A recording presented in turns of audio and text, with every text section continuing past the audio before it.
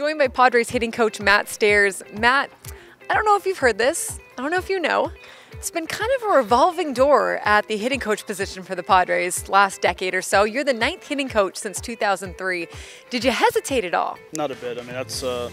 I think I heard him after I signed, which still wouldn't have mattered.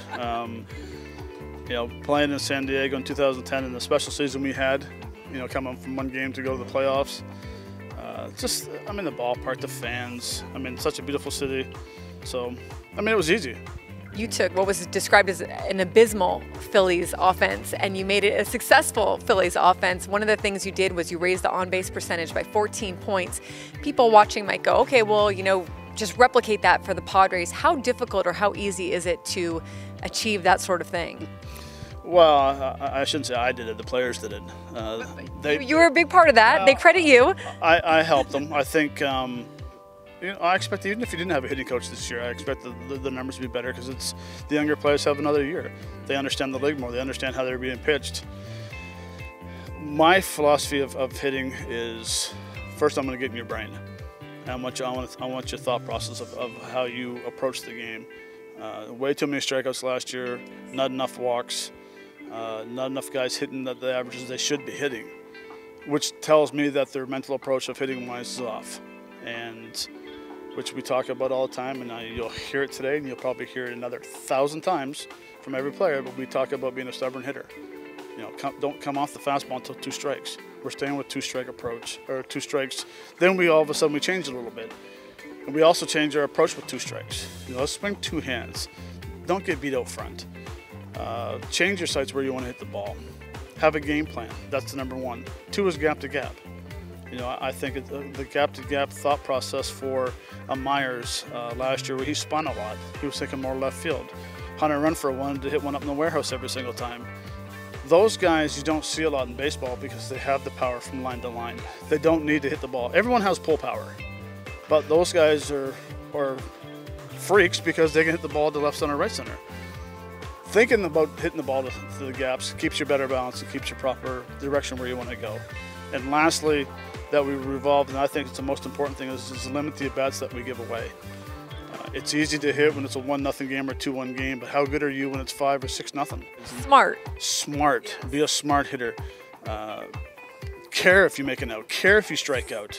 I used to be embarrassed striking out. When I walked back, I'm like, I can't believe this guy got me out. You talked about the psychological part, which to me seems like it's huge, especially if a guy is striking out night after night. I mean, just being able to mentally get that confidence where it needs to be and then also make adjustments if a guy is stubbornly not wanting to make adjustments or whatnot. I mean, there's a lot of players. How do you get inside? They all work differently. How do you kind of navigate that whole thing? Well, I think first it's a communication and staying positive. You know, I try to tell guys, whenever you leave the ballpark, take something home positive. And if that means, and honestly, when I started playing and my wife, Lisa, if I had a bad game over for 4 whatever, and if she wasn't at the game, she'd ask me first question, how many pitches did you see? I'm like, yeah, you're right. You know, I saw 25 pitches today, which helps you stay out of longer slumps. Yes.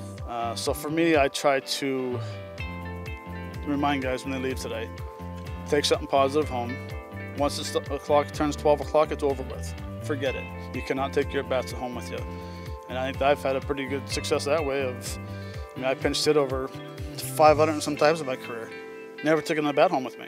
You played 19 seasons in the big leagues, 19 parts of that with the Padres, with the Phillies. You still hold the major league record for pinch hit home runs with 23. How much does that credibility just help in the relationships between you and the players? Well, I think it helps out a lot. I don't know how many players knew of me before I got here, but you know, look, it's easy for me if I was a guy that came in here and said, listen, this is what we're going to work on. We're going to work on driving the ball to the gaps. We're going to work on on-base percentage and walks. I preach it because that's how my approach was with power and doubles, a high on-base percentage my whole 19 years. It's easier for guys to jump aboard than if it's like I'm just blowing smoke out, you know what, and it's something that I'm a firm believer of. It's the Oakland days. You know, Mark's the same way. We believe in that way, and we believe in the on-base percentage. Guys just don't get paid nowadays for hitting home runs. The on-base percentage is very important, and it hasn't been here good. It hasn't been good the last 4 years. And I think the pieces they've brought in here, I know the pieces they've brought in here, are going to make a difference. So he was talking to me today, and I watched your videos yesterday. You had some bomb, you had some power. I'm like, I said, but was it a proper swing? He goes, yeah. So I said, well, sometimes I know what I'm talking about. So they've had fun about it, but it's so far the biggest thing is getting the trust of players. I read that when you were in the broadcasting booth with the Phillies, which you did after you retired from your playing career and before you started coaching, your commentary was so good that they wanted you to come down and tell it to the players instead of telling it to the national audience or the Philly audience that was watching. I'm sure there's some truth to that. I mean, did you enjoy broadcasting? I enjoyed broadcasting. I really did.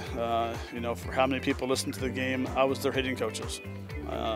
I tried to be their pitching coach, but that wasn't a real strong side of my broadcasting. But you know, I think you try to with broadcasters. Why does someone swing at a certain pitch, or the thought process of why is guy making an easy out? Then I realized, you know what, I kind of like to do it with 12 guys or 13 guys. Seems like a little easier to teach 12 or 13 than listen to a couple 100,000 listen to you. So I enjoyed it, but I'm extremely happy to be back in the uniform. Big compliment to you. You mentioned that 2010 San Diego team. How much did you enjoy your time as a player in San Diego and the memories that you have now going back there? Well, it was fun. I mean, we had, honestly, I think we were picked 29th worst team in baseball that year.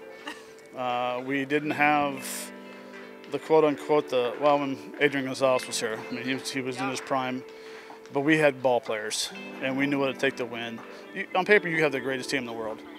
You know, we had 25 big hearts and ball players and knew what it took to win, and that's what I'm seeing this organization now is bringing guys in with big hearts, knowing that we got 4, 5, 6 guys that have won the World Series, know what it takes to win a big game and handle the pressure and take care of the younger guys. And that's pretty much what I see with the 2010.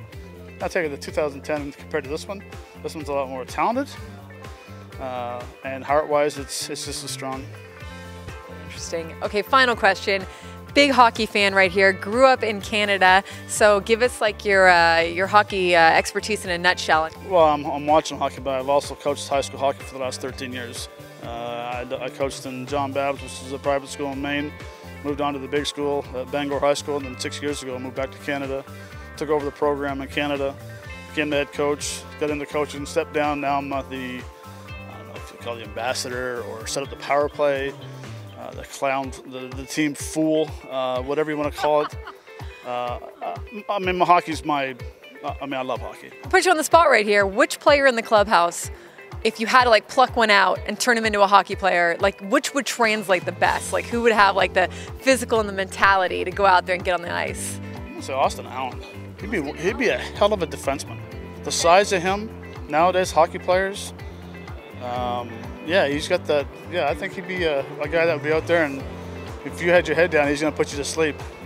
He's got the catcher mentality, so he'd be my pick to click. Matt, thank you so much. We appreciate your time. I'm sure I'll talk to you in the future, and best of luck this spring and this season. Thank you very much. Appreciate it.